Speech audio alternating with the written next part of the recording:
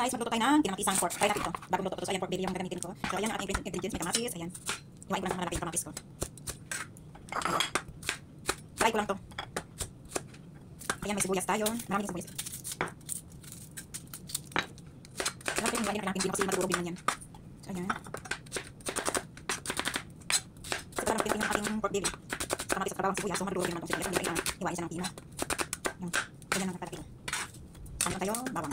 Kanina ko bawang talaga. Madali siyang nakagaling sarap pinupok kung inano mo yung bawang. Hinipit mo. Ano? Para sa matayin sibuyas. Kaya iiyakin ko niya. So ayan. Hinipit mo. Kailangan pinupino siya. Ayan, hiwa ko na yung kamatis at bawang, sibuyas. So dito na tayo sa ating pork belly. Ayan. Maganda kasi yung may taba-taba. Ayan. Hiwain na natin ang ganyan.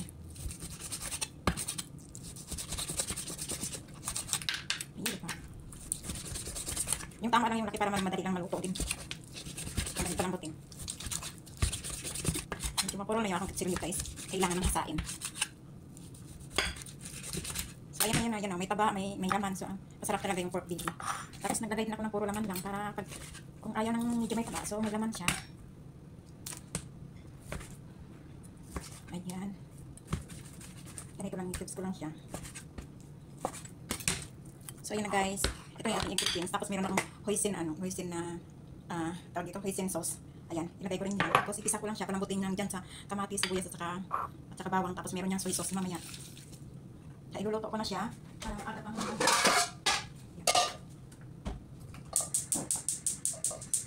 igisa lang natin yung ating kamatis, sibuyas at saka bawang. Kunting mantika itong gamit ko. So ayan guys, mainit na yung ating mantika. Pa-brown ko lang yung ating pork. Ayan. Ayan guys, ba-brown lang natin siya. Babalik pa rin natin. Yeah, because we're going. You are not staying here for? No. Ayan guys, so pa-brown lang natin siya. Bago natin But nobody here. Mom don't like to cook, but the kids don't want. The kids want the Christmas tree because it's boring. There's no Christmas tree. Ayan guys, pa-brown lang natin siya. Tapos idagdag natin yung ating. Just the knife. Yeah. So ayan guys, brown na yung ating pork. Idagdag natin yung ating sibuyas at bawang. Ayan, dyan na rin natin siya igisa.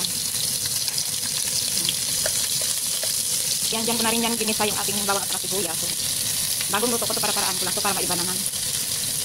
Ayan.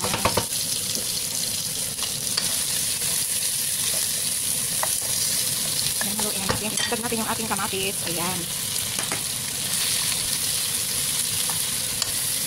Ano ko lang to? Gawa ko lang to. So, pag maglagay tayo ng hoisin sauce, ayan, konti na lang, lagay ko na ito lahat. Lalagyan ko ng tubig para masimot natin. Para hindi masayang, lalagyan natin, simutin natin. Ayan guys, nilagyan ko siya ng tubig, isang punong tubig. Ito na rin yung pampalambot natin. Kasi sayang yung hoisin sauce na yan. Sinimot ko na siya. So, ganyan lang yan. Magdagdag tayo guys ng light soy sauce. Ayan, konti lang yan. Saka takpan natin, palalambutin natin. So, ayan, kumulo na siya. Ano lang natin, i-low fire lang natin siya para malambot lang yung ating meat. Ayan. Ayan guys, so takpan na natin siya, hayaan lang natin siyang lumambot na low fire lang siya para pwede na tayong iwanan natin, takpan natin, iwanan natin, saka pwede na tayo pumunta sa ibang trabaho para hindi tayo nakapokus sa isang trabaho lang. So ayan. So ayan na siya guys, malambot-lambot na siya. Ayan, nadurog na rin yung kanyang kamatis na, diba? Lagyan natin ng paminta. Saka konting oyster sauce. Ayan. Haluin natin. Di ba ang sarap? Yung halong taba at saka laman, ang sarap nito. Lalo na pag malambot na malambot. So, antayin lang natin na magiging kunting dry pa yung yung kanyang sauce. Ayan, at saka yung malambot na talaga. Takpan ulit natin. Ayan. Ayan guys, pag malambot na siya, at saka yung sabaw niya lumapot na. Ayan, okay na yan para may sabaw-sabaw tayo sa ating rice. Ayan. Hindi natin patutuyuan ng husto talaga. So, ayan, para pag kinain natin yung kasama na yung rice, ayan, may sabaw tayo sa rice niya.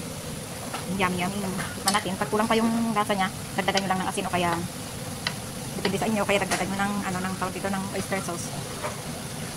Sarap. I-off na natin siya.